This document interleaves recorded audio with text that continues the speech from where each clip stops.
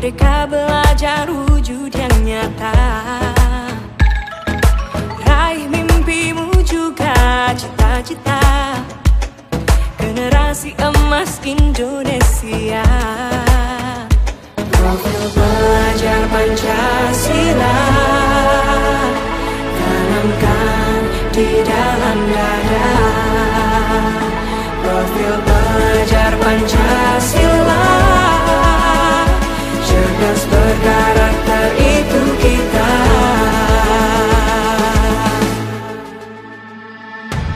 Beriman dan bertakwa pada Tuhan yang Maha Esa. Berakhlak mulia, berkebinekaan global kita. Gotong royong, berjiwa mandiri, berpikir kreatif dan bernalar kritis.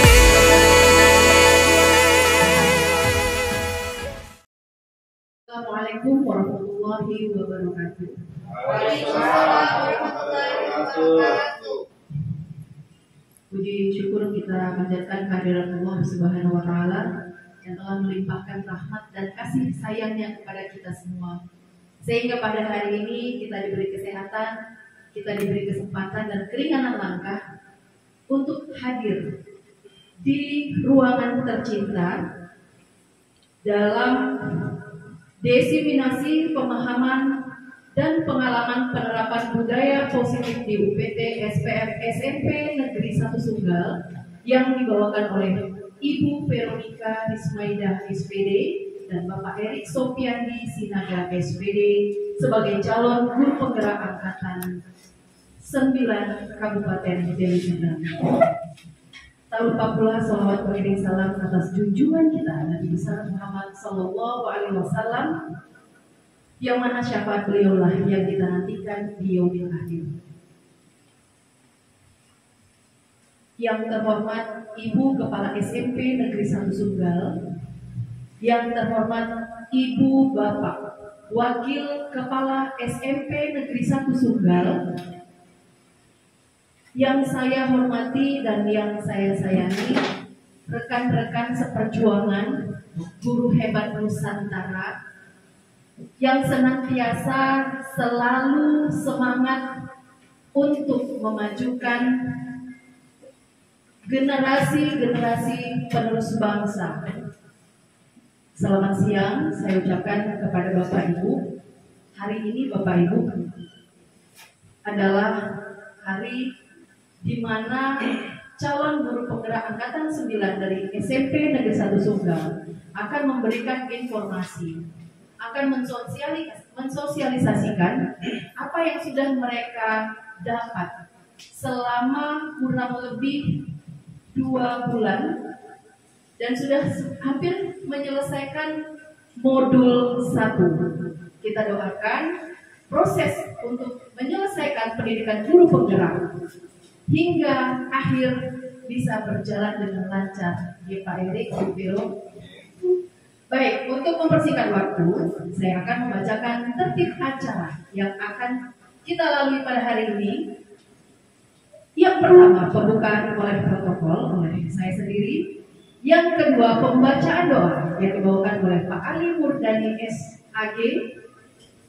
Yang ketiga, kata sambutan oleh Ibu Kepala Sekolah yang dalam hal ini diwakili oleh Ibu Wakil Kepala Sekolah Bidang Kurikulum. Dan yang ketiga, yang keempat, penyampaian materi oleh Ibu Veronica Rismaida SPD. Dan yang kedua, disambung pemateri Bapak Erik Sofiandi Sinaga SPD. Dan acara selanjutnya ada tanya jawab dan yang terakhir adalah penutup. Baik, untuk mempersingkat waktu pada hari ini, kita langsung saja masuki acara yang selanjutnya, yaitu kata sambutan yang disampaikan oleh Ibu Wakil Kepala Sekolah SMP Negeri 1 Sunggal Bidang Kurikulum, yaitu Ibu Masliana SPD. Kepada Ibu kami persilakan dengan itu. Assalamualaikum warahmatullahi wabarakatuh. Waalaikumsalam warahmatullahi Selamat siang, salam sejahtera bagi kita semua. Syukur alhamdulillah kita ucapkan kepada Allah Tuhan Yang Maha Esa yang telah memberikan kesehatan, kesempatan bagi kita sehingga kita bisa berkumpul di ruangan ini. Seterusnya, selawat dan salam mari kita sampaikan kepada junjungan kita Nabi besar Muhammad SAW, di mana sahabatnya kita harapkan di kemudian hari. Yang saya hormati Bapak Ibu guru penggerak yang sudah mengikuti lebih kurang 2 bulan angkatan ke-9, yaitu Ibu Veronica Rismeida SPD dan Bapak Erin Sopianti Sinaga SPD, di mana hari ini mereka akan mendesiminasikan pemahaman dan pengalaman penerapan budaya positif di UPT SMP Negeri 1 Sunggal. Mudah-mudahan apa yang sudah diterima oleh Bapak Ibu selama ini bisa diterapkan di SMP Negeri 1 Sunggal, sehingga kedepannya SMP Negeri 1 Sunggal ini semakin maju. Kita lihat semakin bisa melaksanakan budaya positif ini, apalagi sekarang kita lihat kurikulum merdeka yang kita terapkan di sekolah ini, termasuk kita untuk melaksanakan berbudaya positif, termasuk juga dengan anak-anak kita yang melaksanakan P5 di sekolah kita. Mudah-mudahan dengan adanya Bapak Ibu sebagai guru penggerak di sekolah ini, sekolah kita akan bisa mengikuti kurikulum merdeka ini semakin bagus, semakin baik ke depannya. Dan kami berharap dengan Bapak Ibu yang sudah mendapat sharing daripada Bapak Ibu penggerak ini, agar termotivasi bagi yang belum mengikuti supaya segera mengikuti untuk guru penggerak berikutnya. Dan kami berharap mudah-mudahan Bapak Ibu yang belum ikut supaya ikut mendaftarkan diri dan lulus, supaya lebih banyak guru-guru penggerak di sekolah kita, sehingga lebih cepat kita mengadakan perubahan-perubahan ke arah yang lebih baik di SMP Negeri 1 Sunggal. Mungkin itu saja yang bisa saya sampaikan. Mudah-mudahan apa yang dilaksanakan hari ini bermanfaat untuk kita di SMP Negeri 1 Sunggal ini. Tuhan memberkati. Billahi taufiq wal hidayah. Assalamualaikum warahmatullahi wabarakatuh. Waalaikumsalam warahmatullahi wabarakatuh. Saya ucapkan kepada Ibu Mas Diana yang telah memberikan motivasi, dukungan hingga sampai saat ini dari angkatan kami sebelumnya di angkatan 7 berlanjut ke angkatan 9, dan saya berharap di angkatan-angkatan berikutnya motivasi dan dukungan itu selalu ada buat kami. Baik, kita masuki acara selanjutnya, yaitu pembacaan doa yang dibawakan oleh Bapak Ali Murdani SAG. Kepada Bapak kami persilahkan. Bismillahirrahmanirrahim. Assalamualaikum warahmatullahi wabarakatuh. Waalaikumsalam warahmatullahi wabarakatuh. Marilah kita berdoa sejenak menurut agama dan kepercayaan kita masing-masing, dan akan saya pimpin sesuai berdoa yang agama Islam. A'udzu billahi minasyaitonir rajim. Bismillahirrahmanirrahim. Alhamdulillahi rabbil alamin. Wahdahu wassalatu wassalamu ala asrafil anbiya'i wal mursalin wa ala alihi wa ashabihi ajma'in. Allahumma ya Allah, Tuhan yang Maha Pengasih dan Maha Penyayang. Di siang hari ini kami berkumpul di dalam ruangan ini dalam rangka sosialisasi budaya positif yang sudah dilakukan oleh kami calon guru penggerak angkatan 9 dari SMP Negeri 1 Sunggal. Untuk itu ya Allah, jadikanlah acara kali ini acara yang penuh berkah dan Engkau ridho. Allahumma ya Allah, Tuhan yang Maha Bijaksana, dengan izin-Mu ya Allah, kami berkumpul di dalam ruangan ini dalam rangka mensosialisasikan budaya positif. Tentu itu jadikanlah kegiatan yang dilakukan oleh guru-guru di SMP Negeri 1 Sunggal ini bukan hanya sekedar seremonial, tapi ini bisa kami aplikasikan di dalam mendidik dan mencerdaskan anak-anak bangsa. demi terciptanya Indonesia yang lebih maju. Allahumma ya Allah, Tuhan yang Maha Pengampun, ampunilah segala dosa-dosa kami, dosa orang tua kami, dosa guru-guru kami, dan dosa para pejuang-pejuang yang telah terdahulu dari kami.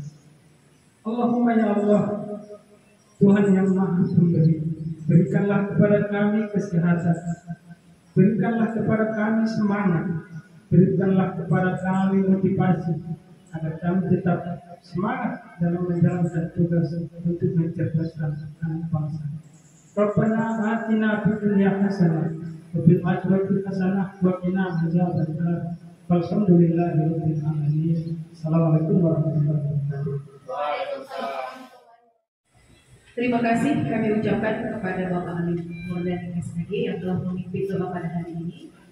Baiklah Bapak Ibu, kita masuki acara yang kita nantikan, yaitu penyajian materi dari Ibu Veronica Rismaida SPD dengan materi perubahan paradigma, disiplin positif dan nilai-nilai kebajikan universal, dan teori motivasi hukuman dan penghargaan restitusi. Baik, untuk mempersingkat waktu, kami persilakan kepada Ibu Veronica mengambil tempat. Bapak Ibu guru hebat, selamat siang semuanya Bapak Ibu. Selamat siang. Ini kita masih semangat ya. Semangat. Ya. Saya ucapkan terima kasih kepada Bapak Ibu yang telah meluangkan waktu untuk saya dan rekan saya CGP Angkatan 9 untuk mendiseminasikan budaya positif hasil dari pendidikan kami selama 2 bulan. Nah Bapak Ibu, sebelum kita masuk ke materi, kita speaking dulu ya, biar lebih semangat ya Bapak Ibu. Silakan coba berdiri dulu ya Bapak Ibu. Ikut arahan saya ya. Jika saya bilang tepuk pagi, tepuknya sekali. Coba Bapak Ibu. Sekali. Kalau saya bilang tepuk siang, 2 kali. Kalau saya bilang tepuk sore, 3 kali. Kalau saya bilang tepuk malam, sekali, tapi posisi tidur. Oke. Nah, ya. Posisi tidur kalau tepuk malam. Jadi kita speaking ini melatih fokus dan konsentrasi ya. Karena nanti saya acak tepuknya apa ya, Bapak Ibu ya. Oke, tepuk pagi, tepuk siang, tepuk sore, tepuk malam, tepuk pagi, tepuk sore, tepuk siang, tepuk pagi, tepuk malam. Oke, terima kasih banyak semuanya. Oke, Bapak Ibu silakan duduk. Oke. Tadi nampaknya terlalu tegang, jadi agak rileks ya, karena kita sudah melakukan ice breaking penyegaran. Oke Bapak Ibu, di sini saya akan menampilkan hasil tentang modul budaya positif. Ayo Pak, silakan ya. Di sini ya kita sama-sama mari belajar bersama, berrefleksi dan bekerja sama untuk meningkatkan budaya positif yang ada di sekolah kita tercinta ini, yaitu SMP Negeri 1 Sunggal. Pak, next. Nah, sebelum kita masuk ke materi, ini ada pertanyaan pemantik ini, Bapak Ibu. Saya minta jawabannya ya dari masing-masing Bapak Ibu guru ya. Setuju atau tidak setuju? Yang pertama, hukuman dapat mendisiplinkan anak. Ayo Bapak Ibu, bagaimana tanggapannya? Setuju atau tidak setuju? Setuju. Setuju ya? Oke. Yang kedua, pemberian hukuman dengan hal positif seperti membaca atau membersihkan halaman sekolah dapat meningkatkan disiplin anak. Setuju. Ada yang tidak setuju? Ibu? Setuju. Ya, oke, lanjut lagi. Yang ketiga, memberikan penghargaan dapat meningkatkan motivasi belajar anak. Setuju. Alasannya apa ini Bapak Ibu? Untuk hukuman dapat mendisiplinkan anak. Ibu. Ini Pak. Baik, yang pertanyaan pertama, hukuman dapat mendisiplinkan anak. Jikalau kita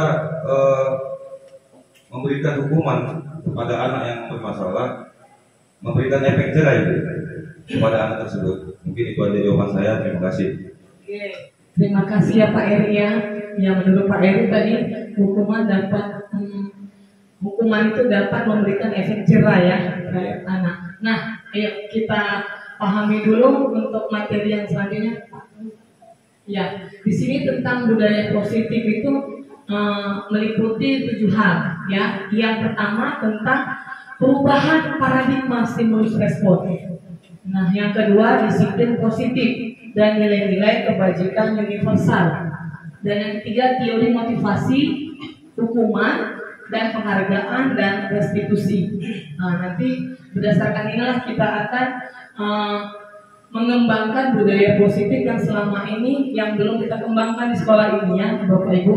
Baru selanjutnya lagi ada keyakinan kelas serta kebutuhan dasar manusia dan dunia berkualitas, dan yang kelima adalah restitusi atau posisi kontrol. Di situ ada segitiga restitusi. Nah, apa sih yang menjadi tujuan pendidikan?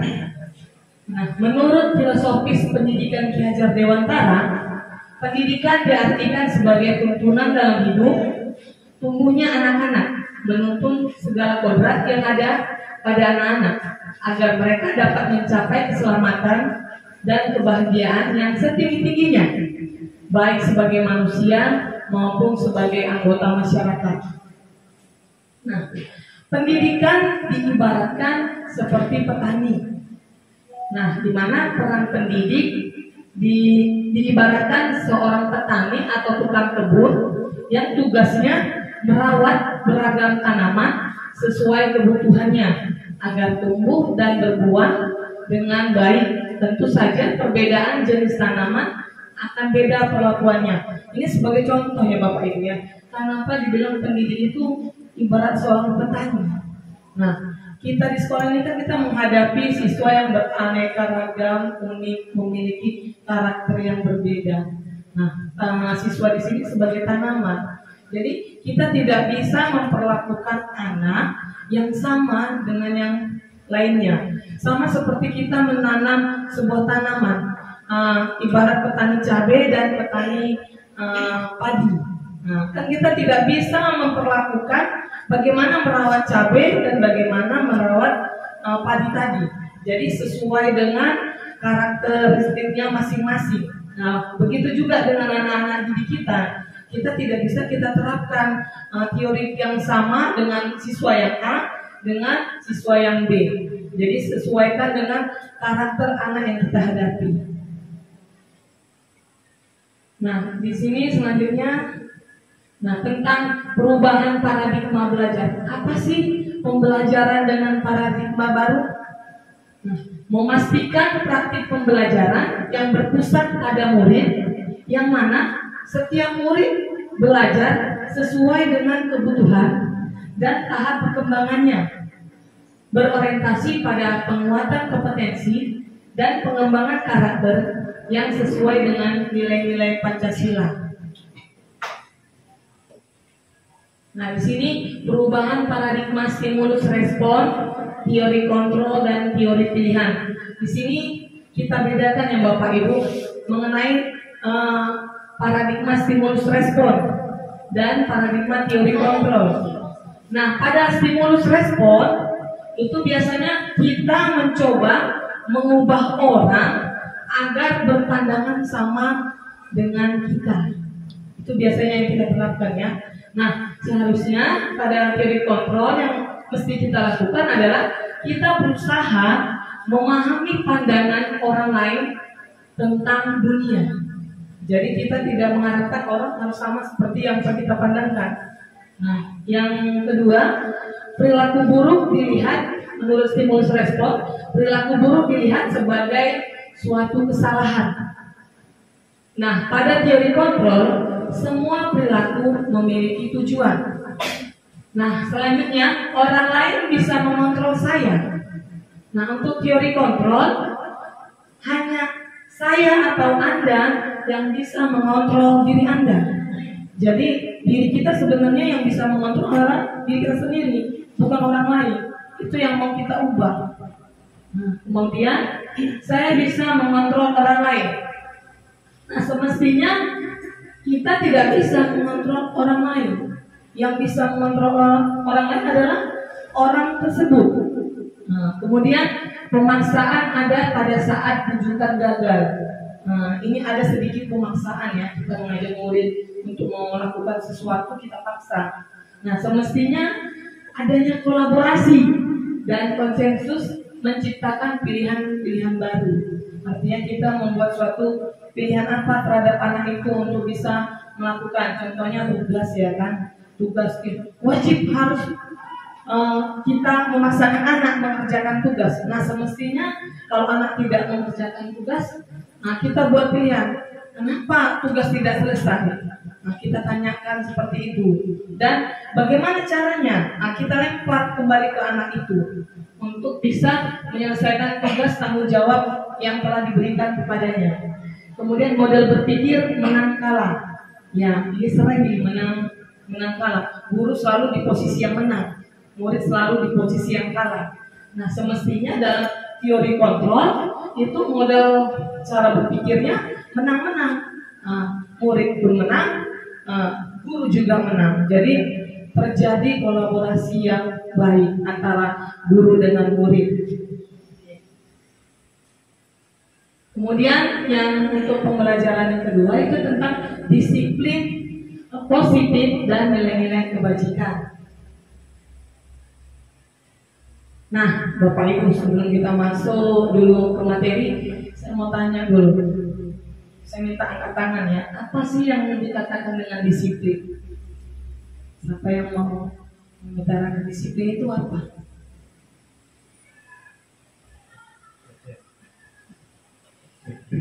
Menurut saya disiplin itu perilaku seseorang di mana tidak menunda-nunda waktu dan langsung mengerjakan tugas dengan tepat waktu. Terima kasih ya Pak Edi. Atau yang lain Bu? Nah, silakan Bu Esa. Kalau menurut saya Bu, disiplin itu taat peraturan dan mau melakukan tanggung jawab. Itu menurut saya. Thank you. Terima kasih untuk Bu Esra. Ya, kita lihat sama-sama ya Bapak Ibu, disiplin itu apa? Pak, next. Iya, disiplin berasal dari bahasa Latin, ya kan? Disiplina artinya belajar. Sebenarnya disiplin itu adalah proses pembelajaran ya, belajar. Makna asal dari kata ini berkonotasi dengan disiplin diri dari murid-murid menurut Socrates dan Plato.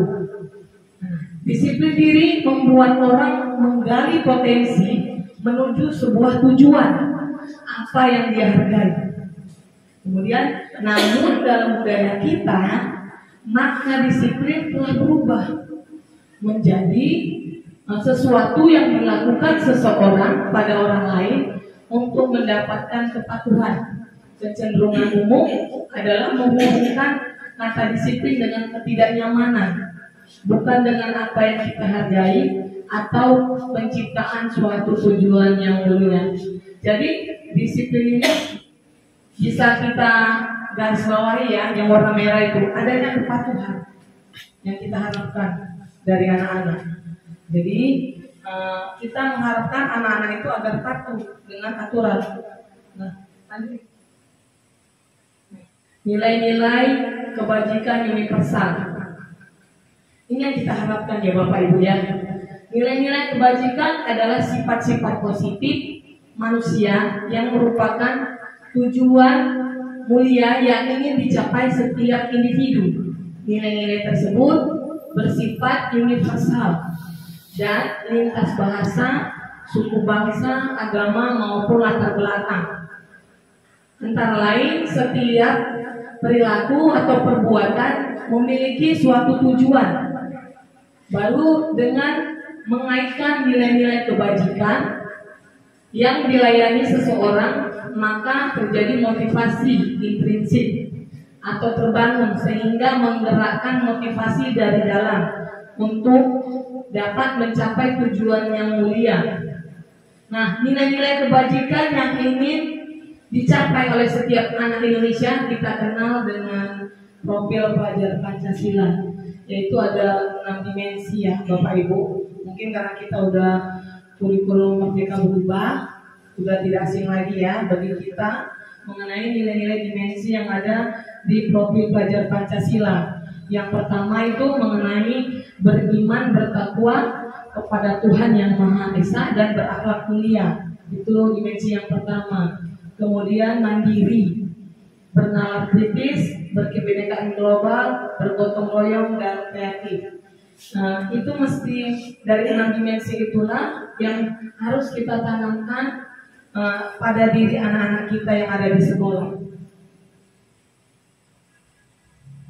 Nah, teori motivasi, hukuman dan penghargaan, restitusi. Nah, Bapak Ibu, teori motivasi perilaku manusia ini ada 2 yang memotivasikan. Yang pertama, motivasi secara eksternal dan motivasi secara internal. Nah, dalam motivasi eksternal dia terbagi 2. Yang pertama, untuk menghindari ketidaknyamanan atau hukuman apa yang akan terjadi apabila saya tidak melakukannya. Ini contoh nyata ya Bapak Ibu yang di sekolah. Kalau murid kita nggak bawa sampah atau nggak ngumpul sampah, itu kena hukuman sama Pak Sinambela misalkan kan. Jadi anak biar jangan kena hukuman dia melakukan. Ini maksudnya. Untuk yang item pertama. Nah, kemudian untuk yang kedua, untuk mendapatkan imbalan dari orang lain. Apa yang akan saya dapatkan apabila saya melakukannya? Nah, ini real ini ya, terjadi ya. Untuk saya sendiri sebagai merdeka, itu kan ada piket di pagar gitu. Nah, jadi motivasi saya untuk di pintu pagar menyambut murid, kalau dari penghargaan sendiri seperti ini mungkin ingin biar dapat penghargaan dari pimpinan. Nah, seperti itu contohnya. Nah, tapi yang kita harapkan tidak, Bapak Ibu. Di sini yang kita harapkan adalah motivasi internal, adalah untuk menghargai diri sendiri. Sebenarnya saya piket di pagar itu menyambut murid atau kita masuk kelas itu merupakan untuk menghargai diri kita sendiri. Kita tidak karena takut dihukum, karena tidak masuk kelas, atau gila mau dapat penghargaan, tidak. Tetapi jadikanlah motivasi internal ini sebagai bagaimana kita menghargai diri kita terhadap tanggung jawab yang telah diberikan kepada kita. Nah, ini dia Bapak Ibu ya maksudnya ya. Nah, disinilah maka terciptalah kata merdeka. Jadi kalau kita sudah melakukan secara diri kita sendiri, otomatis kan kita merdeka. Gitu, kita bebas tanpa terikat dengan embel-embel hukuman ataupun penghargaan. Nah, menurut Ki Hajar Dewantara, bahwa merdeka itu artinya tidak hanya terlepas dari perintah, akan tetapi juga cakap buat memerintah diri sendiri. Jadi merdeka di sini dituntut kita bisa melakukan dengan loyalitas kita, dengan ada yang ada dalam diri kita sendiri, bukan karena paksaan. Itu yang dikatakan dengan merdeka. Kemudian ya, dihukum oleh penghargaan. Ini dia, dihukum oleh penghargaan, bahwa penghargaan berlaku sama dengan hukuman. Jadi sama nih. Baik ya hukuman maupun penghargaan itu sama di statusnya. Dalam arti meminta atau membujuk ya seseorang untuk melakukan sesuatu, untuk memenuhi sesuatu tujuan. Nah, kemudian orang Berarti nggak tulus ya? iya betul Bu. Belajarnya nggak tulus gitu ya? Iya, karena ada hukuman anak terpaksa mengerjakan PR. Karena PR itu anak ingin mendapatkan nilai yang tinggi. Nah, semestinya PR itu memang tanggung jawab dari diri anak itu sendiri. Itu yang mau kita pupukkan kepada diri anak. Nah, itu maksudnya ya Bapak Ibu ya. Ya, dihukum oleh penghargaan. Penghargaan menurunkan kualitas. Nah, jadi kalau nggak dapat hadiah, anak jadi malas belajar, ya kan? Nah, itu. Jadi baru penghargaan mematikan kreativitas. Jadi untuk orang lain pun jadi bersaing kan. Kemudian penghargaan mengurangi motivasi intrinsik. Nah, jadi tidak ada gara-gara penghargaan dia bukan karena dari dalam, tapi karena mengejar hadiahnya tadi dia melakukannya.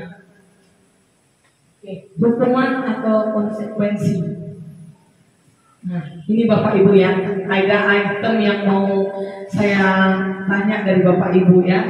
Pernyataan-pernyataan ini, tindakan guru.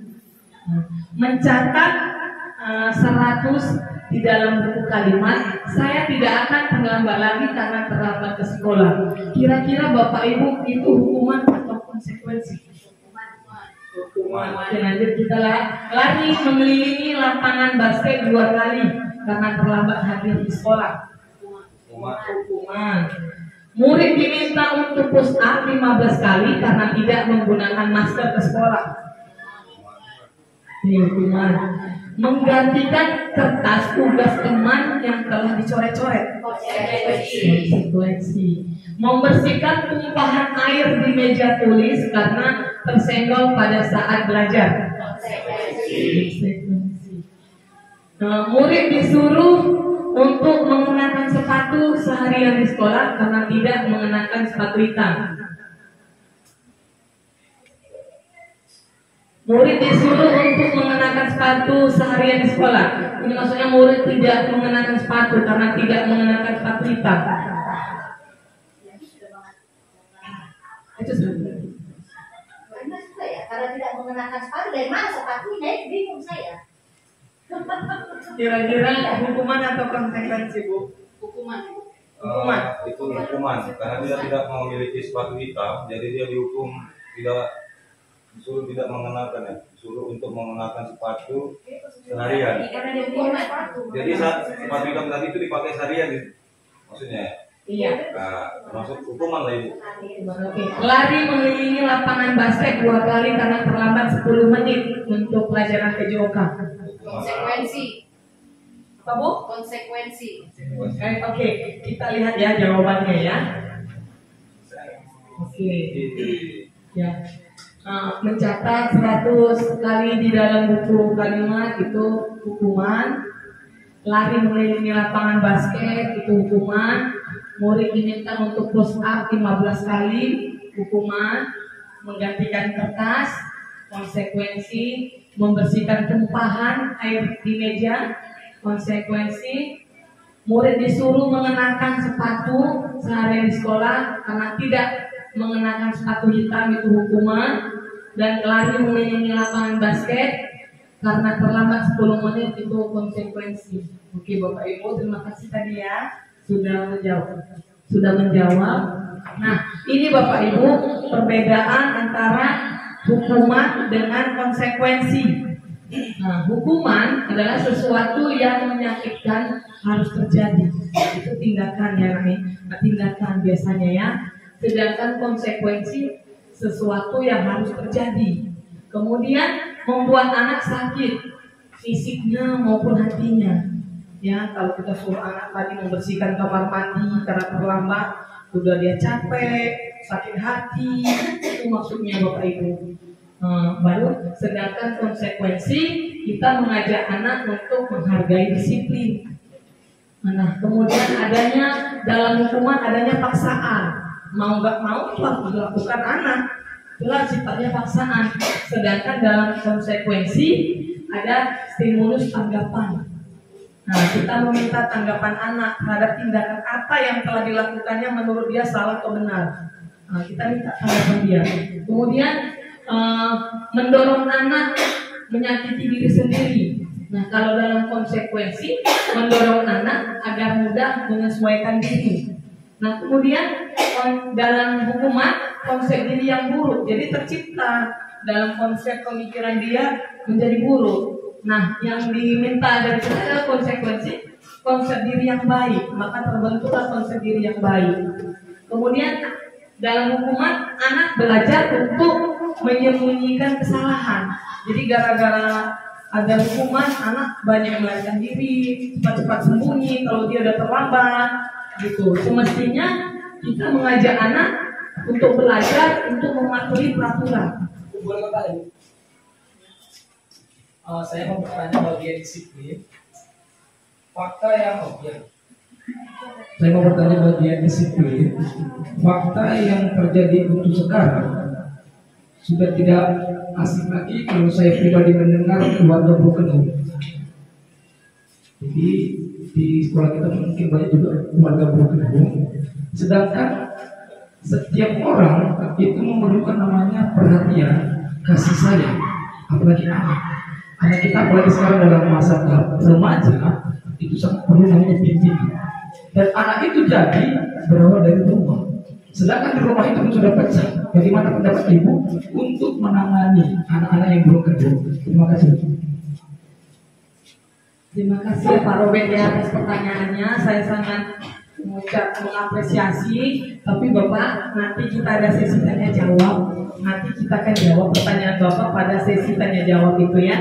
Kita lanjutkan dulu materi kita ya kan. Nah pada hukuman timbullah rasa secara psikologis anak tadi menjadi marah, rasa bersalah, baru dia merasa dipermalukan dengan tindakan kita, kemudian merasa tak dihargai. Itu kalau hukuman.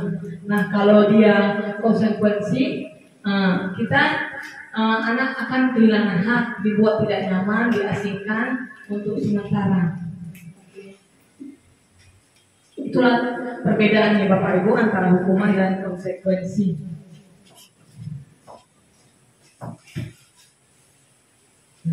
Apa itu restitusi? Nah, restitusi ya adalah proses menciptakan kondisi bagi murid untuk memperbaiki kesalahan mereka. Jadi sehingga mereka bisa kembali pada kelompok mereka dengan karakter yang lebih kuat.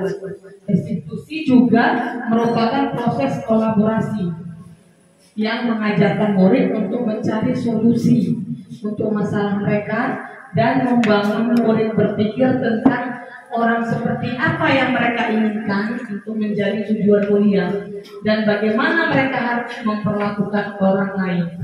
Jadi kata restitusi ini adalah kita membangun karakter anak agar mencari solusi tentang masalah yang dihadapinya.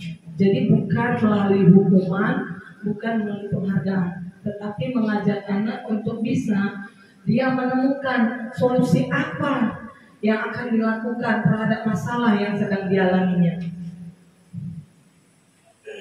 Ini ya Bapak Ibu ya tentang hukuman, konsekuensi dan restitusi. Nah, ada 9 ciri-ciri restitusi Bapak Ibu. 1. Bukan untuk menebus kesalahan, namun untuk belajar dari kesalahan. Jadi kalau anak yang terlambat itu mestinya bukan kita hukum, tetapi bagaimana kita belajar dari tindakan yang dilakukannya agar tidak mengulanginya lagi. Nah, itu dia. Yang kedua, memperbaiki hubungan. Dengan restitusi kita dapat memperbaiki hubungan tadi, hubungan yang baik dengan adanya kolaborasi antara kita dengan murid kita, terciptanya hubungan yang baik. Kemudian yang ketiga, tawaran, bukan paksaan.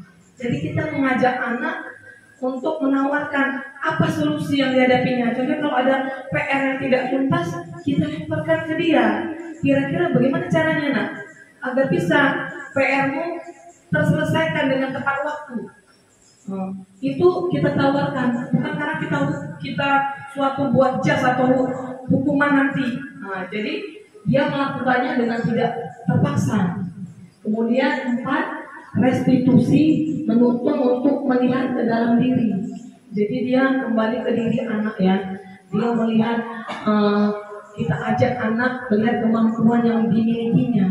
Jadi kalau ada anak yang tidak pintar matematika, ya kan, macam kayak ada Pak ini ya, mungkin kalau anak kurang pintar matematika, jangan kita hakimi dia langsung kita ponis, aku bodoh sekali.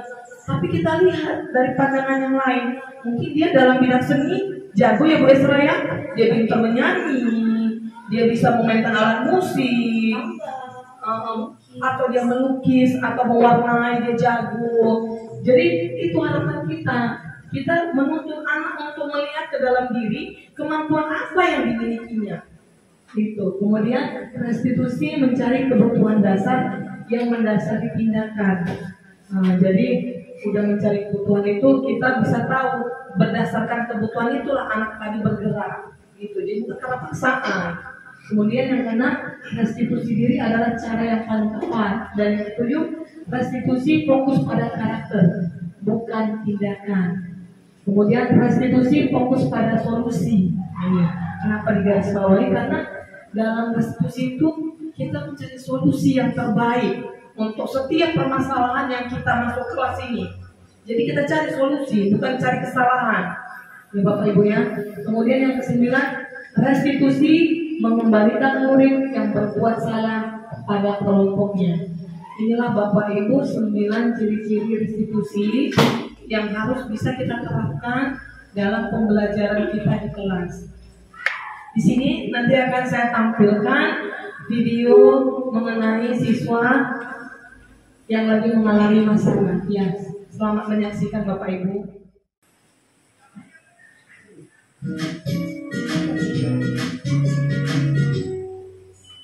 Salam membahas tentang salah satu program disiplin positif yang diterapkan di lingkungan sekolah yang dikenal dengan nama restitusi.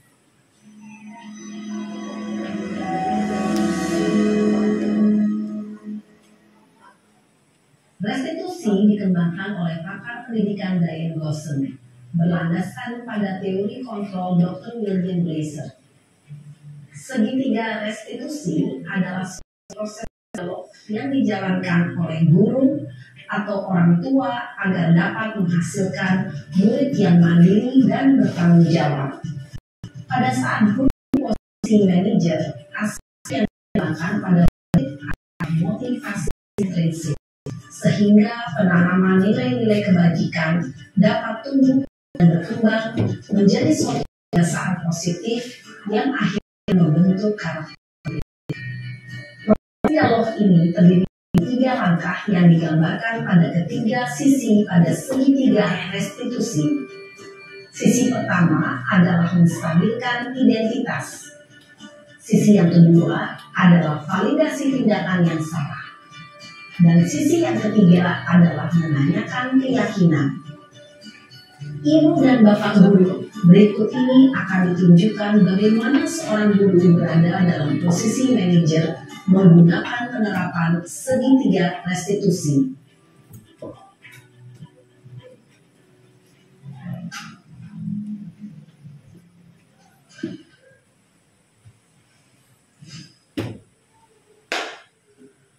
Siang Sarah. Siang Pak. Sudah lama nggak ketemu Sarah? Kenapa hari ini ada di sini? Kesel Pak, kesel banget. Masa aku dikatain tukang fitnah Pak? Ya aku marah lah. Aku balik ngatain Eka di depan kelas. Kesel banget. Oh begitu. Ya pasti kamu marah dan kesal. Bapak juga akan marah apabila ada yang menuduh Bapak seperti itu. Kemudian pada saat itu kamu mau melakukan apa? Ya saya langsung ngatain Eka lah Pak. Kesel banget. Saya bentak-bentak dia di depan teman-teman lain. Oh begitu. Pasti kamu melakukan seperti itu karena suatu alasan tertentu kan? Iyalah, masa saya diam saja Pak? Ya saya bela diri lah. Masa saya dituduh tukang fitnah? Ya wajar lah. Mempertahankan harga diri itu sesuatu yang penting buat kamu. Untung kamu tidak bertindak lebih gegabah lagi. Hanya membentak-bentak. Iya Pak. Untung saya masih bersabar dan hanya membentak saja. Sudah gemes padahal, saya pasti bela diri lah. Ya pasti ya. Tapi kamu memilih untuk tetap bertahan dan bersabar. Kamu memilih untuk tidak berbuat lebih parah lagi kan? Iya. Nah, sekarang coba kita lihat lagi tindakan kamu yang bentak-bentak Eka di kelas. Tindakan kamu itu kira-kira sesuai dengan keyakinan kelas atau prinsip kamu tidak? Enggak lah Pak. Capek Pak jadi pemarah. Jadi keyakinan atau prinsip mana yang kurang sesuai dengan keinginan kamu? Ya, saya sebenarnya sangat menghargai orang lain. Mungkin saat itu saya menjadi emosi, jadi tidak menunjukkan sikap itu. Kamu meyakini tidak? Menghargai orang lain itu penting buat kamu. Yakinlah Pak. Iya, setuju. kita harus saling menghargai. Namun ada juga keyakinan yang kita sepakati yang perlu kita jalankan apabila kita sedang marah, bukan? Ya, saya bisa lebih proaktif, mulai dengan diri sendiri. Saya bisa jadi lebih bersabar, mengambil waktu jeda untuk berpikir mau apa selanjutnya. Kira-kira kamu bersedia memperbaiki masalah ini tidak? Bersedia, Pak. Kalau kamu memperbaiki masalah ini, kamu akan menjadi orang seperti apa? Saya akan menjadi orang yang bertanggung jawab kali ya, Pak. Dan senantiasa proaktif. Iya, menurut kamu bagaimana rasanya menjadi orang seperti itu? Ya nyaman lah, bangga bisa bersabar dan menahan diri. Baiklah kalau begitu. Yuk kita pikirkan bagaimana memperbaiki masalah ini.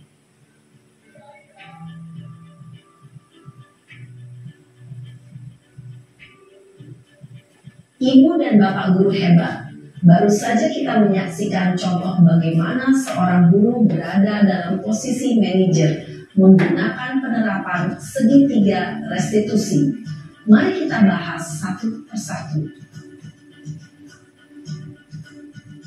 Pada sisi pertama, menstabilkan identitas berdasarkan pada prinsip bahwa membuat kesalahan adalah bagian dari proses pembelajaran. Sisi pertama dari segitiga ini berperan menggeser identitas murid dari identitas gagal ke identitas sukses. Murid yang sedang bertingkah laku yang tidak pantas atau menarik diri saat itu sedang mengalami identitas gagal. Bila kita mengkritiknya, maka posisinya tidak akan berubah. Kita bisa mengajukan pernyataan-pernyataan ini. 1. Membuat kesalahan sesuatu yang wajar. 2. Manusia tidak ada yang sempurna. 3. Kita bisa memperbaiki masalah ini. 4. Saya tidak menanyakan kesalahannya. Saya lebih fokus bagaimana memperbaiki masalah ini. 5. Apakah saat ini kamu tengah menjadi orang yang baik untuk dirimu sendiri?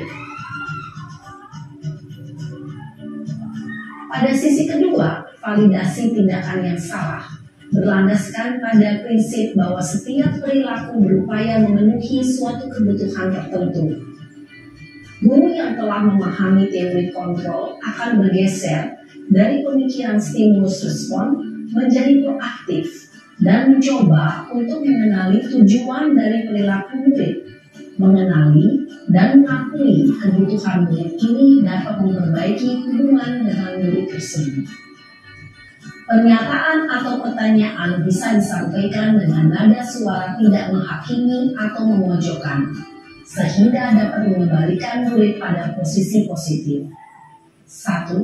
Kamu bisa saja bertindak lebih gegabah lagi dari ini. 2. Kamu bukan melakukannya tanpa suatu alasan tertentu. 3. Kamu melakukannya karena mempertahankan sesuatu yang penting bagimu. 4. Mungkin kamu bisa mempelajari suatu perilaku baru yang lebih efektif. Bersediakah kamu mempelajarinya? Selanjutnya, kita akan simak sisi terakhir, yaitu menanyakan keyakinan. Teori kontrol menyatakan bahwa pada dasarnya kita termotivasi secara intrinsik. Pada saat perilaku yang salah telah divalidasi dan identitas sukses telah stabil, maka murid telah siap mengaitkan keyakinan-keyakinannya dengan tindakannya yang salah dan pemikirannya telah bergeser ingin menjadi orang yang dituju. Pertanyaan-pertanyaan ini dapat mengaitkan keyakinan-keyakinan yang dianut murid. 1. Sebagai keluarga atau kelas, apa yang kita yakini? 2.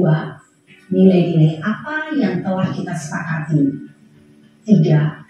Seperti apa gambaran sebuah kelas yang ideal bagi kamu? 4. Kamu ingin menjadi orang seperti apa?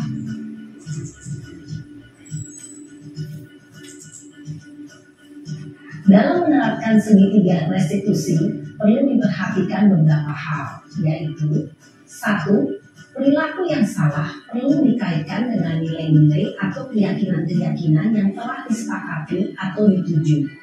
2. Kesediaan orang yang melakukan kesalahan untuk memperbaiki masalah. 3. Pemecahan masalah sebisa mungkin relevan atau memiliki hubungan dengan masalah yang ada.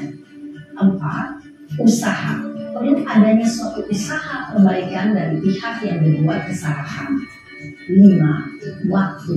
Perlu didedikasikan waktu dari pihak yang berbuat kesalahan. Tanyakan kapan akan mulai diberlakukan usaha untuk memperbaiki masalah. Dengan memahami struktur penerapan segitiga restitusi, diharapkan guru dapat menerapkan posisinya sebagai manajer dengan mengajukan pertanyaan-pertanyaan bermakna yang dapat membuat murid menjadi lebih percaya diri, bertanggung jawab, dan mandiri. Oke Bapak Ibu, beri tepuk tangan untuk bagi kita semuanya.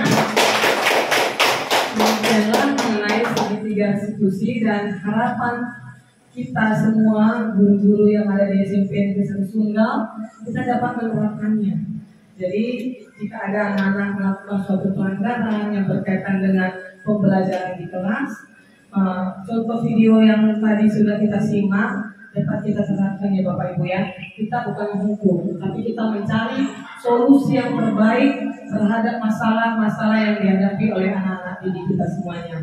Nah, demikianlah pemaparan materi dari saya, dan saya akan lanjutkan oleh Pak Erik untuk pemateri yang kedua. Terima kasih. Baik, Bapak Ibu guru hebat, masih tetap semangat. Sepertinya masih beberapa persen yang semangat saya lihat ini. Kita ice breaking dulu ya Bapak Ibu, suruh lanjut ke materi sebelumnya. Silakan berdiri semuanya.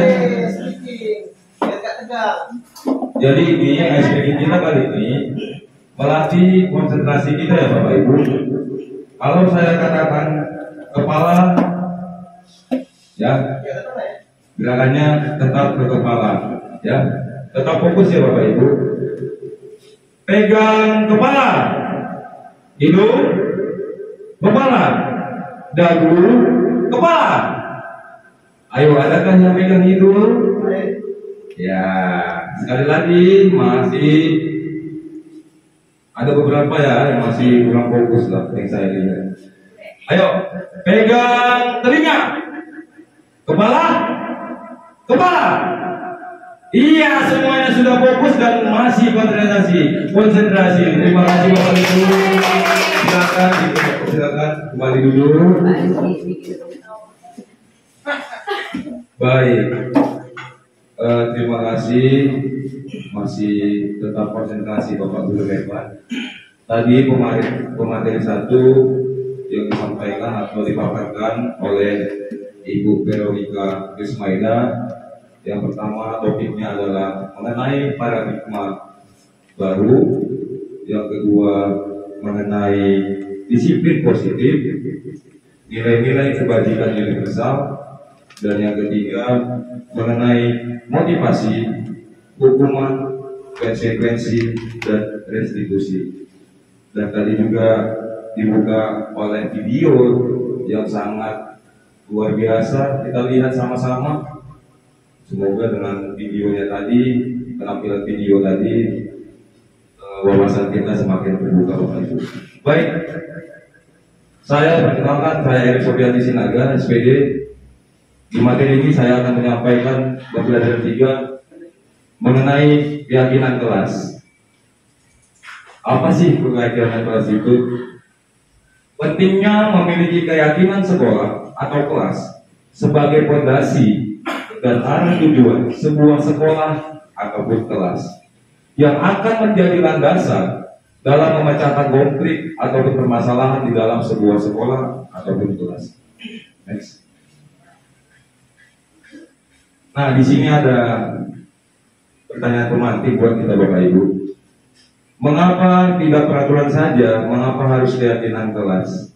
Nah, di sini saya akan buat ada beberapa pertanyaan ini dari pertanyaan 1, 2, dan 3. Menurut Bapak Ibu, mengapa kita memiliki peraturan harus menggunakan helm bisa mengendarai kendaraan roda 2? Ya, sekali lagi, mengapa kita memiliki peraturan harus menggunakan helm bila mengendarai kendaraan roda 2?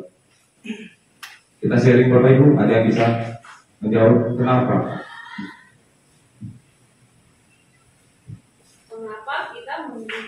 Mengapa kita memiliki peraturan harus menggunakan helm bila mengendarai kendaraan roda 2? Supaya nggak masuk angin, supaya selamat.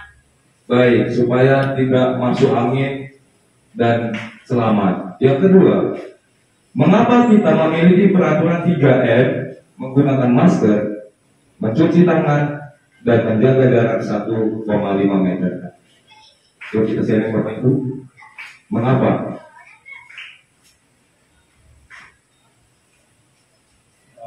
Agar kita terhindar dari penyakit dan kita selalu bersih. Baik. Kemudian yang ketiga, mengapa kita memiliki peraturan harus datang tepat waktu pada saat mengikuti pelatihan? Ada yang bisa mengasih sharingnya atau pendapatnya? Ada yang ingin men-sharingkan dengan pertanyaan tadi? Mengapa kita memiliki peraturan harus datang tepat waktu pada saat mengikuti pelatihan? Mengapa kita memiliki peraturan harus datang tepat waktu pada saat mengikuti pelatihan? Yang pertama, selain tanggung jawab diri untuk disiplin, yang kedua, agar tidak ketinggalan informasi penting yang akan kita dapatkan pada saat pelatihan tersebut. Sangat luar biasa ya jawaban para rekan-rekan Bapak Guru Dewan. Jadi untuk memvalidasikan pertanyaan tersebut, mari kita ke slide selanjutnya. Mengapa kita peraturan saja, mengapa harus keyakinan? Nah di sini nilai-nilai keselamatan atau kesehatan inilah yang kita sebut dengan sebuah keyakinan. Jadi kita tidak menggunakan tadi bahasa tadi itu. Kita memakai helm karena kita takut sama pemerintah nih. Bukan. Jadi kita sudah yakin dalam diri kita bahwasanya helm itu dapat fungsi untuk dalam kegiatan sehari-hari saya kalau saya berkendara supaya tadi nilainya selamat. Ya, itu dibuat jadi keyakinan bukan peraturan. Jadi seolah-olah kalau kita peraturan, kita menggunakan ini pada saat ada razia polisi saja. Padahal di lingkungan kita ini, di sehari-hari kita tidak menggunakan helm. Itu jadinya nilai tadi yang kita dapatkan dalam keyakinan itu kita tidak dapat. Ya, nilai-nilai kebajikan universal yang disepakati secara tersirat dan tersurat lepas dari latar belakang suku, negara, bahasa maupun agama. Yang kedua, dan selanjutnya, murid-murid pun demikian, Bapak Ibu. Ya, mereka perlu mendengarkan dan memahami arti sesungguhnya tentang peraturan-peraturan yang diberikan. Apa nilai-nilai kebajikan di balik peraturan tersebut?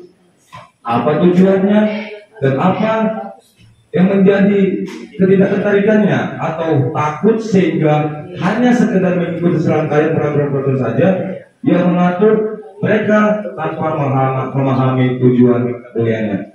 Di topik tadi, di topik penyampaian materi oleh saudari Veronica Rismanda sudah jelas dikatakan kita harus tahu yang namanya peraturan dengan membedakan keyakinan. Seperti contoh, jangan kita takut-takutkan anak-anak. Kalau di kurikulum sekarang ini, anak-anak itu tidak boleh kita takuti dengan peraturan yang kita buat. Jadi mereka jadi tidak semangat lagi nanti pada saat menjalankan aktivitas pembelajarannya. Baik, next. Nah, untuk mendapatkan budaya positif tadi, Bapak Ibu, yang pertama, kita tadi peraturan kelas ini yang kita buat. Jadi, setelah kita regenerasi menjadi sebuah keyakinan, ya, menjadi sebuah keyakinan kelas. Nah, keyakinan kelas ini kita ubah lagi menjadi yang namanya lingkungan positif. Jadi, bagaimana lingkungan positif yang ada dalam diri kita, itu yang akan timbul dalam diri kita. Kalau kita sudah yakin kita bisa membuat lebih baik, pasti lingkungan di sekitar kita akan memiliki dampak yang positif bagi kita. Baik, selanjutnya next. Nah, di sini Bapak Ibu, saya akan memperlihatkan kepada Bapak Ibu, nanti boleh ya, apa yang menjadi keyakinan kelasnya boleh diutarakan. Yang pertama, selalu kembalikan buku ke tempatnya. apa sih keyakinan kelas yang ada dalam diri kita? Pada item pertanyaan selalu kembalikan buku ke tempatnya. Ada yang boleh kita sharing? Baik, tanggung jawab. Keyakinan kelasnya dalam pertanyaan selalu kembalikan buku ke tempatnya adalah tanggung jawab. Yang kedua, dilarang mengganggu orang lain. Termasuk keyakinan kelas yang mana itu Bapak Ibu? Boleh kita sharing? Kasih sayang. Yang ketiga, hadir di sekolah 15 menit sebelum pembelajaran dimulai. Disiplin. Dilarang melakukan kekerasan. Apa sih keyakinan dalam diri kita? Kasih sayang. Selanjutnya, dilarang menggunakan narkoba. Sehat. Ya, nilainya sehat. Kemudian bergantian atau menunggu giliran atau dalam namanya antri secara tertib. Termasuk apa itu Bapak? Disiplin. Kemudian gunakan masker. Apa keyakinan yang dalam diri kita? Menjaga kesehatan, sehat, ya kan? Kemudian selanjutnya, pertanyaan, jangan berlari di kelas ataupun di koridor. Apa nilai yang timbul dalam diri kita supaya kita yakin? Ya Pak Roret? Ketertiban, ada lagi yang bisa menanggapi? Ada yang bisa men-sharingkan? Keamanan, baik. Luar biasa. Nanti jawaban Bapak Ibu kita lihat di tayangan ini. Sudah sesuai atau belum? Nah, yang pertama, selalu kembalikan buku ke tempatnya itu keyakinan kelasnya adalah tanggung jawab Bapak Ibu. Yang kedua, dilarang mengganggu orang lain, itu termasuk nilai menghormati orang lain. Yang ketiga, hadir di sekolah 15 menit sebelum pembelajaran dimulai, menghormati orang lain ataupun komitmen, itu keyakinannya. Kemudian dilarang melakukan kekerasan. Ya tadi nilai keyakinannya adalah keselamatan, menghormati orang lain. Kemudian selanjutnya, dilarang menggunakan narkoba. Pasti nilai keyakinannya adalah kesehatan. Bergantian atau menunggu giliran. Ya, nilainya adalah menghormati orang lain ataupun bersabar. Gunakan masker. Apa sih keyakinannya? Kesehatan dan keselamatan. Jangan berlari di kelas ataupun koridor. Nilai keyakinannya adalah keselamatan dan keamanan. Luar biasa Bapak Ibu, jawaban Bapak Ibu sekalian guru hebat sudah memenuhi yang namanya keyakinan kelas kita. Selanjutnya. Nah, di sini pengalaman saya dalam melaksanakan keyakinan kelas, ya, terlebih dahulu itu kita mempunyai mimpi besar Bapak Ibu, ya. Mimpi besar ini salah satunya gini, bagaimana sih kelas kita itu kondusif, bagaimana kelas kita itu ramah, bagaimana kelas kita itu memiliki toleransi tinggi, bagaimana kelas kita itu peduli akan lingkungan sekolah kita, ya. Yang pertama sekali tahapannya Bapak Ibu, sehingga kita mendapatkan kelas impian tadi, kita harus namanya kerjasama atau kolaborasi dengan siswa kita. Kita menanyakan kepada mereka apa yang diinginkan mereka untuk menjadi 3 poin tadi terpenuhi, misalnya disiplin, toleransi, peduli lingkungan. Jadi kesepakatan ataupun keyakinan kelas yang tadi kita buat suatu saat, ya, itu akan terwujud jika semua saling melaksanakan, saling berkolaborasi sehingga menjadi kelas impian dan keyakinan kelas. Maka akan terwujudlah yang namanya disiplin, toleransi maupun peduli lingkungan. Next.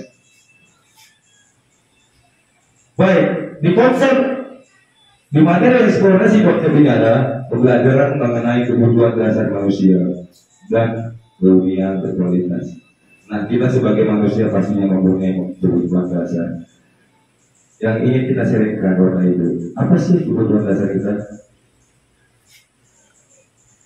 Yang bisa berbagi sharingnya boleh. Sandang, pangan, papan. Ingin diperhatikan. Ingin diperhatikan oleh ibu kita, Ibu Ratna, Bu Ibu. Yang lain? Ingin dihargai. ingin dihargai oleh ibu kita, Ibu Ratna Singgiring. Ada yang lain Bapak Ibu? Ayo kita di sini sharing, kita berbagi ilmu Bapak Ibu. Apa yang saya dapat, itu yang kita share. Yang Ibu dapat, kita kembalikan kepada saya, kita share lagi. Kebebasan harus bebas. Guru itu harus bebas sebenarnya. Dalam arti yang positif ya Bapak Ibu. Jangan kita bebas menyimpang, bebas memukuli anak. Kita kembali ke pokok awal. Keyakinan kelas itu bedakan dengan peraturan.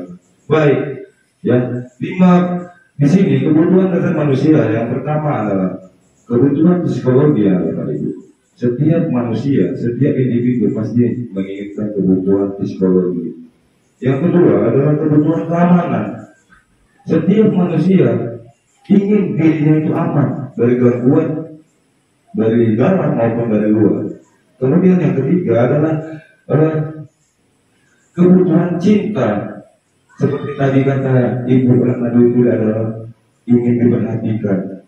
Ya termasuk cinta itu Bapak Ibu. Itu kebutuhan yang ingin kita dapatkan di kehidupan kita sehari-hari.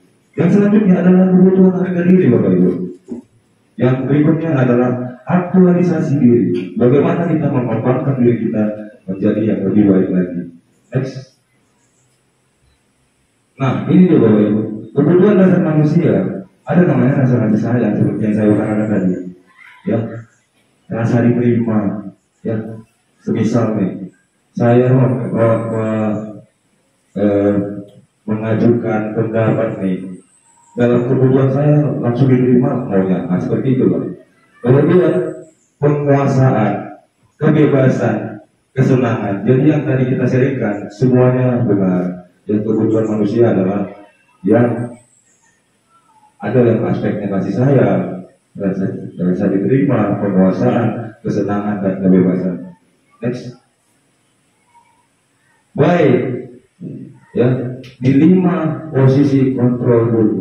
Jika kita tadi mempunyai kebutuhan, harus ada bisa kita kendalikan Bapak Ibu dalam lingkungan kita sekolah. 5 posisi kontrol dulu ini. Nah, nanti saya akan sharingkan kepada Bapak Ibu yang dimana yang sering kita terapkan itu kepada siswa kita. Baik.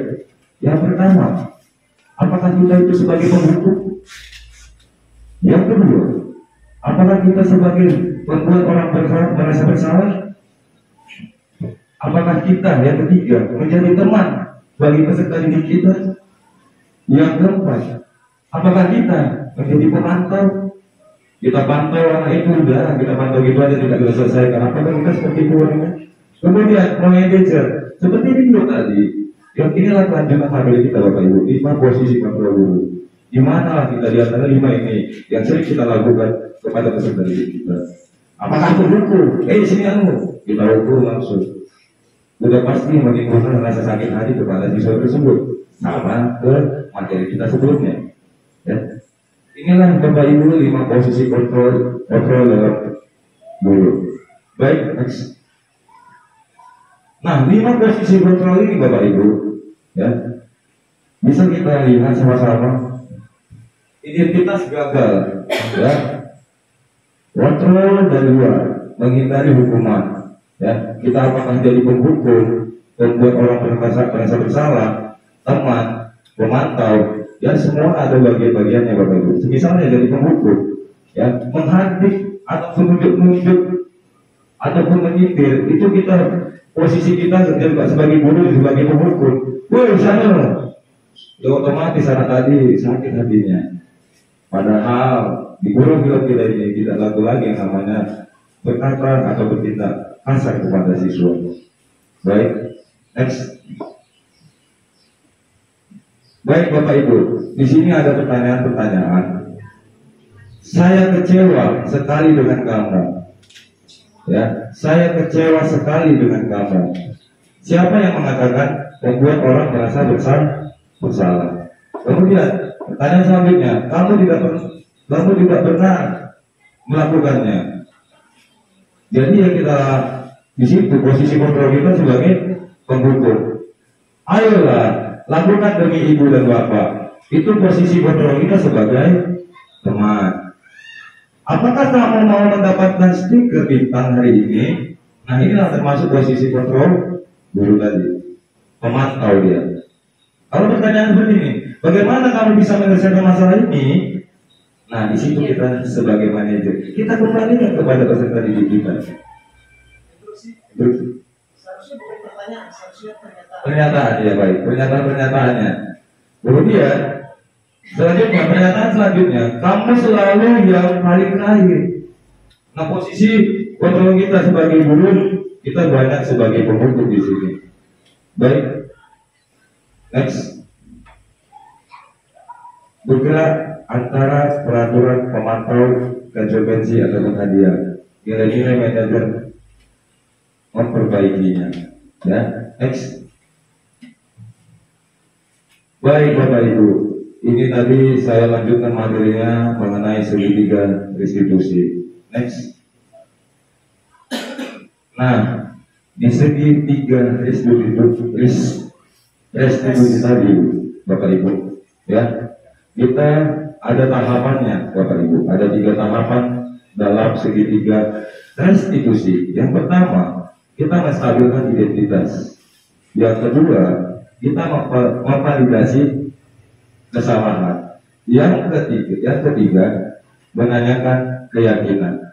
Jadi, misalnya saya ini sebagai contoh nyata, ya, yang ini tidak pernah saya lakukan semenjak saya banyak belajar dari guru program ini. Saya langsung biasanya saya menerapkan sistem posisi kontrol guru. Nah, setelah saya mengikuti ini, ya, jika anak saya ya tidak menggunakan seragam PJOK, itu saya tanyakan terlebih dahulu Bapak Ibu, ya. Yang pertama tahapannya adalah menstabilkan identitas anak tersebut.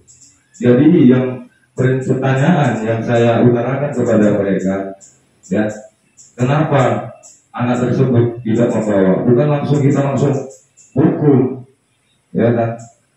Sini kau, sesuai kau ini. Tidak Bapak Ibu, jangan pakai kekerasan lagi kita. Kita tanyakan dulu menstabilkan identitas. Kenapa nak? Kenapa bisa kamu tidak membawa seragam PJOK nak? Kemudian setelah itu kita memvalidasi tindakan yang salahnya. Nah, kamu tahu nggak? Kita itu kalau PJOK kan harus menggunakan seragam sekolah. Nah, kenapa? Apa alasan kamu? Apa alasan kamu kenapa tidak memakai seragam sekolah? Nah, ditanyakan seperti itu, Bapak Ibu guru Bapak. Ya, nah, itulah pertanyaan pertama. Pertanyaan yang muncul pada saat kita melakukan interview bahasanya kepada anak tadi. Tapi ingat dengan 3 tahapan tadi Bapak Ibu, ya. Yang pertama kita menstabilkan identitasnya dulu, jangan langsung kita tampilin nih. Ya, kita stabilkan identitasnya. Kemudian yang kedua, ya, masuklah dia itu, kita tahu, kita validasi dulu kesalahannya. Kemudian yang ketiga tadi, setelah kita yang tanyakan yang kedua tadi, nah, bahwasanya kan kita harus pakai seragam pada saat seragam olahraga pada saat kita PJOK. Nah, kita tanyakan kepada yang terakhir, ya, menanyakan keyakinannya. Nah, jika kamu seperti ini, apa sih keyakinan yang sudah kamu langgar? Pasti otomatis tadi anak tadi menjawab, ya Pak, saya tidak disiplin. Nah, di tidak disiplin tadi, kita mengarahkan anak tersebut, mengarahkan supaya bekerja sama, berkolaborasi, supaya dia mendapatkan solusi terbaik dari diri dia. Sehingga tidak ada lagi namanya penghukum, pembuat yang bermasalah. Kita di situ fungsinya adalah sebagai manajer Bapak Ibu. Next. Nah, ini keterangannya Bapak. Menstabilkan identitas. Guru berkata, berbuat salah itu hal yang manusiawi ya Bapak. Ya, wajar. Bapak mungkin juga di posisi kamu akan mengalaminya. Next. Kemudian divalidasi kebutuhan. Di sini kamu bisa saja melakukan hal yang buruk. Ya, bisa aja tadi dia sudah tidak pakai seragam, tidak melapor dia. Bisa aja dia duduk-duduk ikhlas saja. Kalau kita tidak validasi tindakan yang salah. Kemudian yang terakhir, next. Menanyakan keyakinannya, apa nilai yang kita percaya di kelas? Seperti yang saya tadi utarakan kepada siswa saya itu. Yang apa yang menjadi keyakinan yang sudah kamu langgar? Jadi kita tetap menanyakan itu kepada dia, supaya itulah menjadi identitas diri dia, supaya tidak melakukan kesalahan yang sama, baik maupun kesalahan lanjutan. Next. Nah, ini intervensi 30 detik. Apakah kamu ingin berbuat baik? Pertanyaannya, apakah saat ini kamu sedang menjadi orang yang sedang kamu inginkan? Yang ketiga, apakah kamu ingin mengubah kegiatan atau perilaku kamu saat ini menjadi sikap yang lebih membantu? Selanjutnya, apakah wajar membuat kesalahan-kesalahan? Bisakah kamu memperbaikinya? Jadi pertanyaan-pertanyaan ini Bapak Ibu dapat kita beli, dapat kita pilih dalam untuk apa? Untuk memvalidasi kesalahan anak-anak kita tersebut. Jadi kita dapat memilah kata yang mana yang baik kepada anak kita, sesuaikan dengan restitusi tadi Bapak Ibu. Next. Nah, kita saatnya refleksi ya Bapak Ibu. Nah, yang pertama, hal baru apa yang mengubah paradigma saya dapatkan? Ya, sekali lagi saya ulangi pertanyaannya. Hal baru apa yang mengubah paradigma saya yang saya dapatkan? Yang kedua, perasaan apa yang muncul selama mengikuti sesi ini, khususnya mengenai makna disiplin dan motivasi intrinsik. Baik Bapak Ibu, di sini waktunya kita sharing ya apa yang kita telah sampaikan tadi materinya. Yang pertama disampaikan oleh Ibu Veronica Rismaida SPD, yang kedua oleh saya Erik Sofiandi Sinaga SPD. Nah, di sinilah kita bisa merefleksi diri kita dulu. Setelah pemaparan yang kami berikan tadi, di dalam diri kita sudah adakah ya, sudah saya terapkankah ya yang pemaparan yang kami sampaikan tadi. Next. Terima kasih, selamat dan bahagia Bapak Ibu. Tepuk tangan semuanya.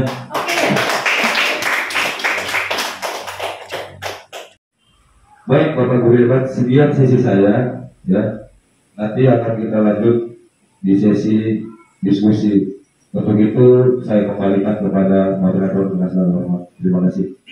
Baik, terima kasih saya ucapkan kepada Ibu Veronica dan Bapak Erik Sofiandi, dan tadi sudah menjelaskan kepada kami dari materi merubah paradigma baru, disiplin positif, hukuman, konsekuensi, segitiga institusi, dan keyakinan kelas. Nah, saatnya kita masuki sesi tanya jawab. Kepada Bapak Ibu akan kami batasi dalam satu sesi. Ada 2 pertanyaan, nanti dijawab oleh pemateri. Baru nanti saya buka sesi yang kedua. Itu ya. Silakan Bapak Ibu yang ingin bertanya.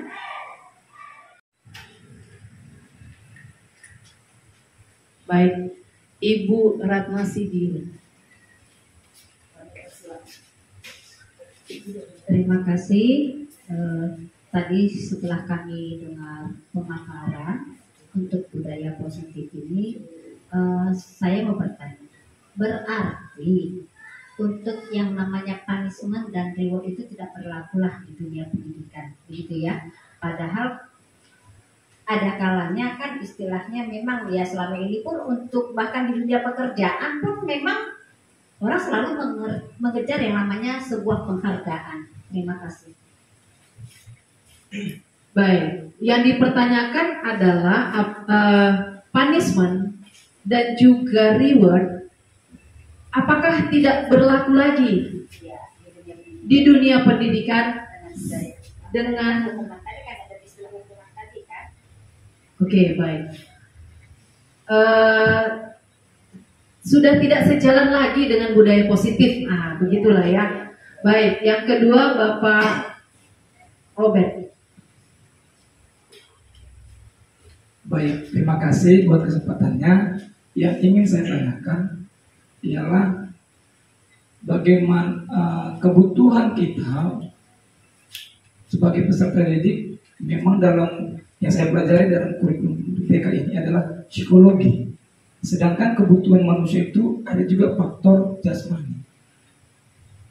Orang tua, pekerjaan orang tua itu tidak sama. Ada orang tua yang penghasilannya besar, ada orang tua yang penghasilannya sangat minim. bahkan bisa disebut dapat hari ini habis hari ini. Nah, jadi bagaimana cara kita, bagaimana cara Bapak dan Ibu untuk menyesuaikan mereka, karena mungkin mereka ada yang mungkin dalam tugas mereka kurang karena memang tidak ada pengumpulan apapun, misal bahan-bahan dia tidak punya, tapi karena memang tidak ada dengan orang lain, teman-teman yang lain bisa melebihi dari yang dia miliki. Terima kasih. Baik, terima kasih Pak Ruben. Pertanyaan kedua, bagaimana cara menghadapi siswa yang mempunyai keterbatasan materi untuk supaya pembelajarannya itu berjalan dengan lancar? Mau langsung dijawab Pak Erik dan Bu Veronica? Pertanyaan pertama dulu, siapa yang akan menjawab? Baik. Terima kasih, saya menjawab pertanyaan oleh saudari Ibu Ratna Sigiro SPD. Pertanyaan adalah, apakah punishment atau penghargaan sudah tidak diberlakukan lagi sekarang ini? Ya, kalau kita mengarah mengenai materi tadi, Bapak Ibu, punishment ini kalau kita berlakukan atau penghargaan ini kita lakukan kepada siswa, jadi nanti siswa ini akan menuntut ke depannya. Semisal dia SMP saat ini, pada saat dia duduk di bangku kelas 7, ternyata di kelas 7 begini, guru dan wali kelasnya selalu memberikan penghargaan bagi dia pada saat dia bisa menjawab, datang tepat waktu, disiplin ke sekolah. Nah, setelah kelas 8 berbeda lagi nih regulasinya ini. Nah, misalnya si A tadi, dia berharap kepada wali kelasnya, aku kasih dong punishment, aku sudah buat seperti ini. Ternyata wali kelasnya tidak menanggapi. Apa yang terjadi Pak pada anak tersebut, Bapak Ibu? Ada yang namanya tertekan batin, Bapak Ibu. Ya, tertekan batin. Kalau ini kita lanjutkan secara terus menerus, ya. Kalau kata seperti kata pepatah mengatakan, lain lubuk lain ikannya, ya kan? Jika laut tadi lah di kelas 7 dia oke, wali kelasnya oke, welcome, memberikan, ya Ani, kamu bagus banget Ani, kamu bisa, besok saya kasih kamu coklat. Ani, kalau kamu besok lagi bagus lagi, kamu saya kasih lagi lebih dari 2 coklat. Nah, kita doktrin dia dengan bahasa penghargaan atau punishment sama dia, baik itu berupa benda maupun pujian. Seolah-olah nanti dia naik ke kelas selanjutnya, ya. Dia berharap ini wali kelasnya yang di kelas 8, kasih dong Bu, saya punishment. Saya sudah buat ini loh, saya buat ini loh. Jadi dari itu, dia seolah-olah ke sekolah ini hanya motivasinya itu biar dapat penghargaan, dan supaya aku dekat sama guru tadi, supaya aku ini bisa dihargai, supaya aku mempunyai identitas diri di sini. Nah, tiba di kelas 7 itu yang membuat dia ngedrop. Kenapa itu bukan diadakan? Kalau lambat laun itu semakin dihilangkan Bapak Ibu. Ya, apalagi kita sekarang guru merdeka tidak diizinkan itu memberikan punishment atau penghargaan. Ya, melainkan tadi itu 5 posisi kontrol guru tadi lah kita terapkan. Semisalnya dia membutuh mengenai kasih sayang, ya kita pantau, kita sebagai manajer di situ, apa sih yang menjadi kebutuhannya? Ya, apa sih yang menjadi kebutuhannya? Mungkin itu jawaban yang bisa saya sampaikan. Lebih dan kurangnya saya minta maaf. Terima kasih. Saya akan coba menambahkan dari jawaban dari Pak Erik. Apa yang dikatakan Pak Erik itu benar ya. Cuman kita kembalikan ya Bapak Ibu. Maksud dari penghargaan di sini kita mau meluruskan.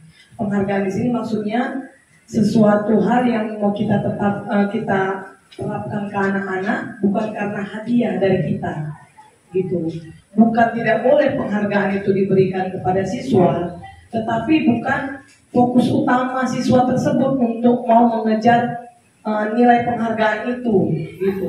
Itu yang mau kita tanamkan kepada diri anak kita tadi atau kepada diri siswa. Jadi maksudnya di sini bahwa apapun perilaku yang mereka lakukan itu atas dasar kesadaran diri mereka bahwa mereka memerlukannya atau memang membutuhkan, bukan karena ada suatu reward yang kita janjikan. Jadi kalau tidak ada lagi reward itu, anak akan bermalas-malasan. Itu ya Ibu ya. Jadi penghargaan itu bukan hal yang utama, bukan tidak boleh Bu ya. Tetapi penghargaan itu bukan hal yang utama Bu ya. Boleh dilakukan, tetapi kita harus memberi pengertian kepada siswa, bukan reward yang diutamakan, tetapi kesadaran diri anak untuk melakukannya itu dari dalam dirinya. Itu Bu. Baru untuk pertanyaan kedua dari Bapak Robert, kebutuhan anak peserta didik ya Pak ya, secara psikologis ya. Bagaimana cara kita untuk menyesuaikannya? Ini kasus ya Bapak Ibu ya, pernah saya alami pribadi gitu. Ada anak binaan saya sendiri, dia secara kebutuhan fisiknya, mulai dari untuk kebutuhan primer, makannya yang serba kekurangan, terus kadang pun sekolah tidak jajan gitu. Bagaimana kita untuk menyeimbangkan kondisi anak itu di dalam kelas? Nah, kita sebagai seorang guru atau seorang pendidik, kita kan harus tahu kondisi anak-anak kita yang ada di kelas. Nah, anak-anak yang tidak mencukupi kebutuhannya dari rumah seperti makan gitu kan, Pak kan, bukan dalam arti kita langsung menyisihkan anak itu gitu. Kita memberikan pemahaman bagi teman-temannya di kelas ya, bahwa ada teman kita di sini yang memang butuh perhatian kita. Jadi kita tekankan dulu budaya positif kepada anak-anak kita yang ada di kelas, bahwa kita harus saling memahami karakter atau kita memahami kondisi teman kita satu sama yang lain gitu. Jadi kasus yang anak yang saya alami ini yang memiliki kebutuhan yang lebih minim dari teman-temannya, dan bahkan dia tidak jajan, itu temannya sendiri memberikan solusi gitu. Dalam arti bukan anak tadi diajar untuk mau meminta-minta dari temannya, tetapi jasa apa yang mau diberikan kepada temannya, sehingga temannya memberikan kontribusi sebuah uang jajan gitu. Jadi kita ajak anak-anak kita untuk dapat memahami temannya di kelas agar tidak dibully atau tidak diejek dengan keterbatasan kebutuhan yang tidak tercukupi dari rumah gitu ya Pak ya. Itulah jawaban dari saya. Saya kembalikan ke moderator. Baik Bapak Ibu, tepuk tangan. Baik Bapak Ibu, ada yang ingin bertanya lagi? Kalau tidak ada, biar kita tutup. Baik, karena sudah tidak ada yang ingin bertanya lagi, saya ucapkan terima kasih kepada Ibu Veronica dan Pak Erik yang sudah mau berbagi dengan kami. Dan terima kasih juga kepada Bapak Ibu guru yang sampai jam segini masih setia. Mudah-mudahan Bapak Ibu, apa yang Bapak Ibu lakukan hari ini akan dibalas Allah. Yang pertama diberi kesehatan, diberi keberkahan sampai ke anak cucu. Yang masih honor-honor saya doakan yang ini duluan yang jadi PNS, yang jadi ASN ya. Yang belum, yang CGP, yang mencoba untuk CGP bisa lulus dan segera mendapatkan SK ya. Dan keluarganya selalu bahagia dan sehat. Baik Bapak Ibu, dengan berakhirnya jawaban dari Pak Erik dan Ibu Veronica tadi, maka berakhir pula acara diseminasi kita pada hari ini. Saya sebagai moderator mengucapkan mohon maaf jika ada salah-salah kata dan mengucapkan terima kasih banyak kepada Bapak Ibu yang berhadir hingga saat ini. Saya Rana Dwi Puri undur diri. Assalamualaikum warahmatullahi wabarakatuh.